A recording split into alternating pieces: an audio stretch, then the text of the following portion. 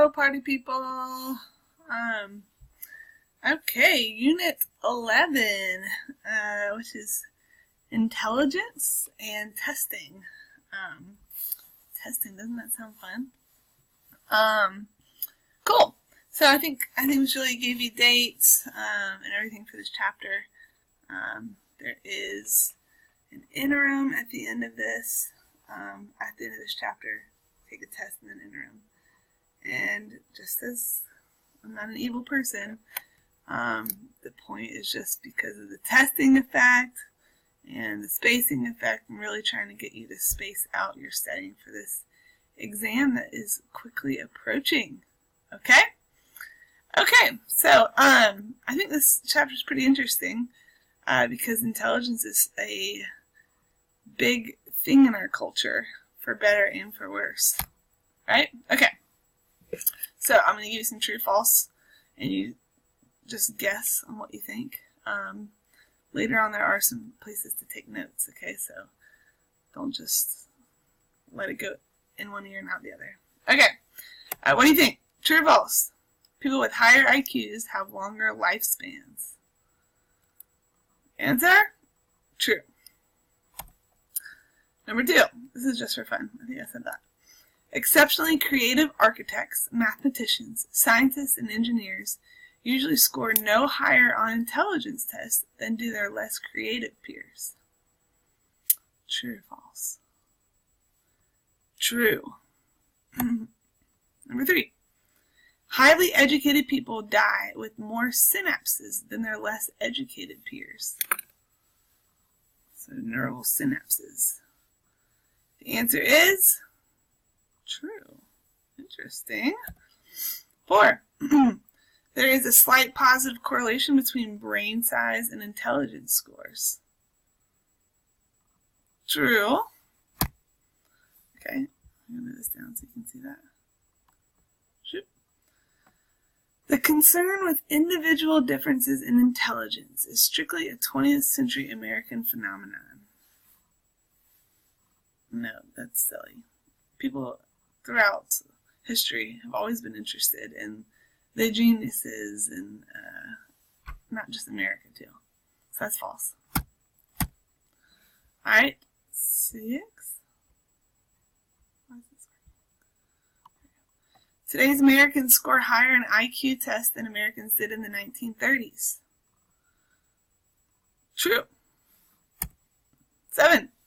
How quickly 2 to 7-month-old babies become bored with a picture is one indicator of later intelligence. True. Hopefully you remember that a little bit with Chapter 9, Unit 9, habituation, right? Okay, number 8. Among the mentally retarded, males outnumber females by 50%.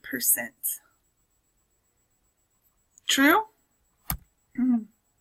9. As adopted children grow older, their intelligence scores become more similar to those of their biological parents than of their adopted parents. True. Remember we talked about that as one of the things that are similar to nature-nurture.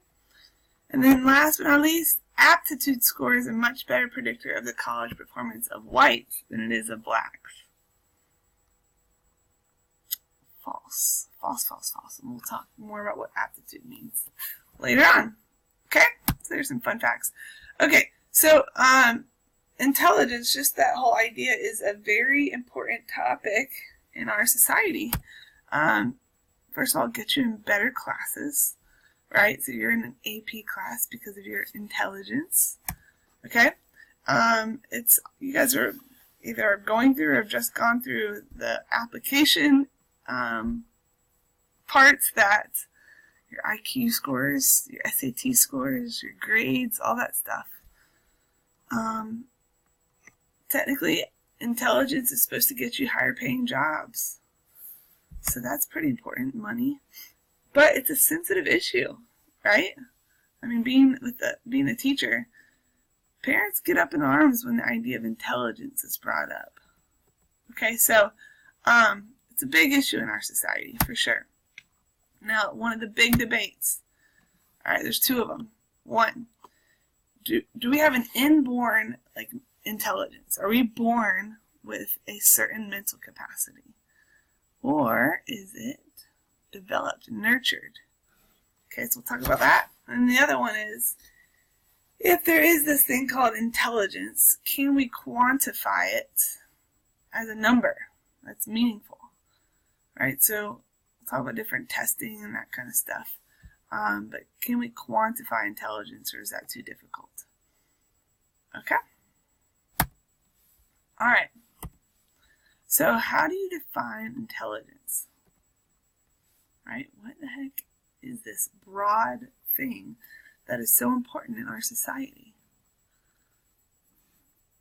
Is it being able to make a fire? That would probably be important though, right? Does that show intellectual aptitude? Is it, well, I'll get back to that, okay? Is it being able to do crazy calculus problems? Is that intelligence? What about reading a ton of books? Is that intelligence? And what about, way back when, finding berries or hunting and knowing how to hunt? So, moral of this story here is that it kind of depends on culture a little bit. It depends on what is deemed intelligent in your own culture. Okay, so here's your official definition. Alright. The ability, so yeah, they try and do a all-cultural definition here. Okay? So intelligence is the ability to learn from experience, solve problems, and use our knowledge to adapt to new situations. So, do you see calculus in there? Solve problems. Do you see hunting and gathering in there? Yeah, I would say learning from experience. Do you see book knowledge? Maybe not. I don't know. Maybe not. Now, in studying intelligence, especially in today's modern world, it tends to be school smarts. That's today what is considered intelligent. And is that a good or bad thing? One of my nephews is crazy smart. He's 10 years old. Crazy smart. Scores like a 12th grader in math and comprehension and reading comprehension, blah, blah, blah. But he's actually not gotten it. This is his first year. He's gotten some bad grades because he has a severe ADD. Doesn't remember to turn in assignments, doesn't remember or gets distracted when working on assignments. So he would be considered less intelligent with his school smarts in a lot of ways. So I don't know if that's a good thing, right? That our culture defines that. That's a whole other topic I wish we could have a big debate on. Okay, I already did some of these, but let me see if we didn't cover. Interesting facts, fun facts. School attendance correlates with IQ, so don't miss school in college, especially when it's easier to. IQ is not influenced by birth order. Alright? Sorry, Prince William. Prince Harry might be smarter than you. IQ is related to breastfeeding versus formula feeding, which is pretty frustrating and difficult for a lot of women who can't, for a lot of different reasons. IQ is correlated with head size. Mr. Marchman, congratulations. You have a huge head. Now, just so you know, this correlation is pretty small, but it's there. Okay? IQ is going up. I think we already talked about that, but we'll talk more about this too, about your grandparents versus you. And IQ may be influenced by a school cafeteria menu. How about that?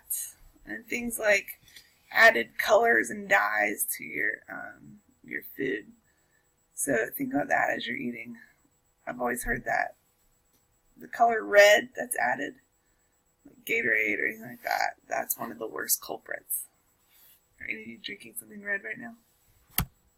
Okay, I want you to take a piece of paper and make a little organizer that looks like this. Or I guess you could, whatever. You can make it however you want to, but we're going to take notes on these 4 different intelligence theories. So take that out, write this down, and pause me, and then restart when you're done with that. All right? Okay, so there's 4 guys that all have theories on intelligence. I'm sorry you gotta know these names.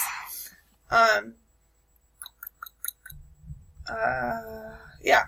Who's right here? You get to decide. None of them are, this one is accepted. It's all opinions. Okay. Before we even kind of totally get to that, how do we measure intelligence? Is it one ability or is it several? So, let's do a little comparison here. Is being athletic, when somebody says that they are athletic, is that one quality? Or is it a bunch of other things? Let's say, I'm going to use my fun pen. Okay. Let's say it's more than one. Let's just go crazy.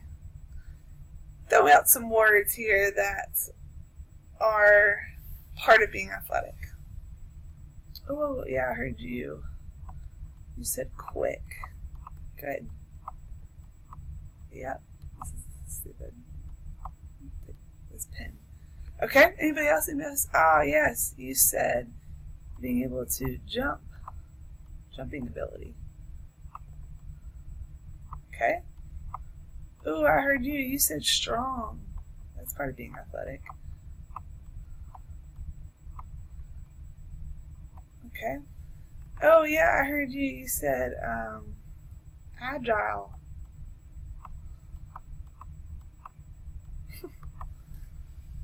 Okay. Oh no. Oh I did. How to undo that? Okay. We're gonna zoom in. You know what? Hold on, I'm gonna pause and figure this out. Okay, we'll erase it all. Oh well. Okay. Let's say you say agile, quick, jumping ability, strength, stamina, endurance. I'm struggling right now. Coordination, balance. Okay. Now, are those all athletic? And really, if you're athletic, you're going to be good at one, you're good at the other, right? Or are you saying those are all kind of different qualities and you can be strong but not agile, and you can be this but not, be quick but not have stamina? Okay? Maybe this is ringing bells from the other chapter, but hopefully it is. They use this analysis, statistical procedure we talked about before, factor analysis, right? And they'll take items on a test and they'll say that these are related to one another, right? So, for example, if you give an intelligence test, it's got 100 different intelligence questions on there. And then maybe if you do factor analysis, you might have more categories than this, but 25 of the questions relate to verbal reasoning, 25 relate to quantitative reasoning, so numbers, 25 relate to kind of visual and abstract reasoning, and then 25 relate to like memory, short-term memory. Okay? Remember, factor analysis basically lets you decide which clusters are related to each other. We talked about it with personality tests. This is intelligence tests, right? We're talking about athleticism. Okay, so in using that idea, right? That picture's there. Let's do a picture. It's just saying like athleticism, like intelligence, is many things. Okay, whatever. Alright, our first guy, Charles Spearman, basically came up with the idea that there is a general intelligence. And he's going to call it the G factor. Okay, so you might see it a lot like that, the G factor. But that there's a general intelligence, and that underlies all your other intelligences. So, if you look at this, if you believed in this kind of general intelligence, it would say that verbal reasoning people that tend to do well in verbal reasoning tend to be pretty good at quantitative reasoning, right? So if you think about some of your friends and stuff like that, are the people that are really good at math, maybe they're not as good at reading, but they're still pretty good at reading, right? People are good at have memory, also pretty good at verbal. And that's what he believed in, this general intelligence, is that this general intelligence underlies all different types of intelligences. Okay? So it's up to you if you agree with that or believe in that. That's his idea. Now, Thurstone's going to come along. This is guy number 2. And he's going to oppose Spearman and say, no, I disagree with you. And that there are more mental abilities. So he's going to come up with 7 categories. Okay? And you can kind of tell me what you think. Would you classify these as a intelligence? Word fluency. How many words you know? Is that intelligence? Verbal comprehension. Spatial ability. So being able to, like engineers kind of, being able to organize spatial ideas. Perceptual speed, how quick you can perceive and reason quickly. So solving puzzles and riddles quickly. Is that intelligence? Numerical ability, inductive reasoning, and then just memory. Okay? So that's Thurston. He said, no, there's not 1, there's 7. But, fun fact here. When people took this test, okay, when they did well on one category, they tended to do well on others. So, who does that support there? That actually supports general intelligence. Spearman. Because even though you have all these different categories, you have this underlying intelligence. That smart people tend to be smart at multiple things. Okay? Alright, Sternberg. He says, 7's too many. I'm going with 3. The triarchic theory. Okay, so Sternberg's triarchic theory. Alright, first one, analytical intelligence. So this is basically the intelligence that IQ tests study. Facts and logic and things like that. Analytical. Then, number 2, he says is creative intelligence. This isn't necessarily your book smarts here. This is how can you generate novel ideas and adapt to new things. What do you think? Is being creative intelligent? I think so. I would think so. Here's the last one. This one's kind of not really seen on other people's theories. A practical intelligence. So, street smarts, right? You know people, I'm sure you do, that are super smart when it comes to school. But then when it comes to common sense, they totally lack it. Right? So is that a type of intelligence? I'd probably argue so. Okay. So far you've got 1, 7, and now 3. Alright, 1 left.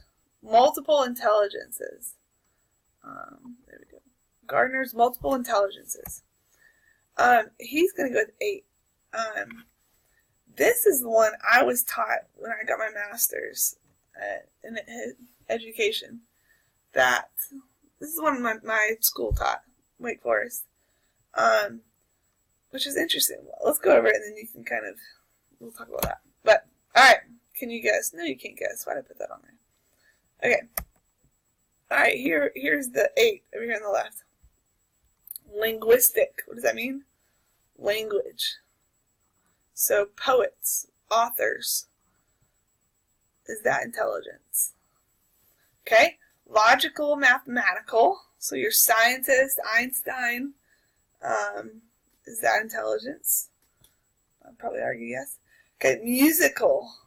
Composers, or people that, first of all, composers, the ability to create pretty crazy movements and things like that. It's pretty amazing. Okay, spatial artists. We already talked about that. Engineers.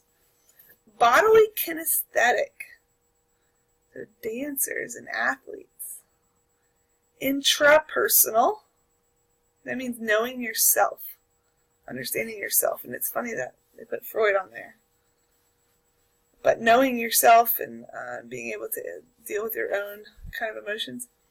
Interpersonal, knowing other people and dealing with other people. So that could be leaders or counselors. And then naturalist is that last one. So what do you think? Do you agree that these are all intelligences? So bodily kinesthetic. Is an athlete, is that an intelligence? Or would you call it a skill? Or are skills part of intelligence? Deep thoughts. I deserve the swimming, the floaty. What about interpersonal, dealing with other people? Emotions. Is that an intelligence? Up to you to decide. But yes, like I said real quick, I was taught this in my master's program because they told us for students, some students learn like bodily kinesthetic, they need hands-on things. Some people learn best with reading, some people whatever. Anyway, fun fact. Okay. There's two big things that support Gardner. One is sometimes when there's accidents or brain damage, one type of ability might be messed up and destroyed, but not others. So maybe speech is destroyed, but they still have a massive ability to do other things. So that kind of shows you that maybe they are kind of segregated into different things. Alright, the other one is, have you heard of a savant?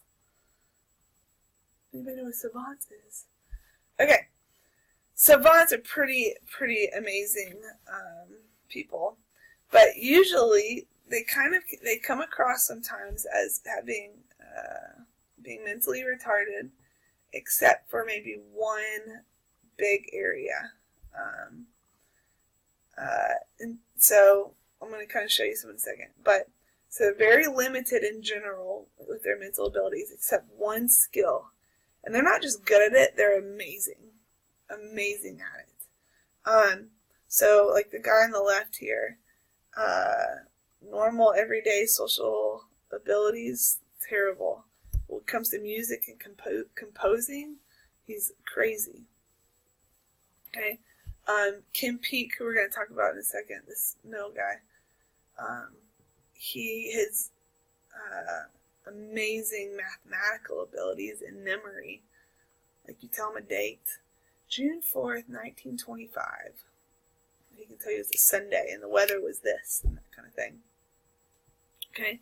And on the right is an artist, and I'm going to show you another video of an artist who flies over a city and then can memorize it and go and draw it like perfectly. It's pretty crazy. So I'm gonna give you some links to go kind of watch. But if you've ever seen the movie Rain Man with Tom Cruise and Dustin Hoffman, I think the story is like they're brothers, and Dustin Hoffman has been in like a special facility for people with mental disabilities, and his dad, their dad dies, and they're supposed to get some kind of estate money or something like that, but they need to be together. I don't know. Turns out Tom Cruise figures out that Dustin Hoffman is a savant and has this amazing mathematical memory ability. Ends up taking him to Vegas where he can kind of screw the system of playing cards and blah, blah. And then there's another clip. I think there's two clips from that. And then there's the real guy who the Rain Man's based off of, and that's Kim Peek. So you'll watch that if you want to, and then you have the guy who flies over the city and draws it. So you pick which ones you want to watch. But that's it. So that was that. Okay, peace.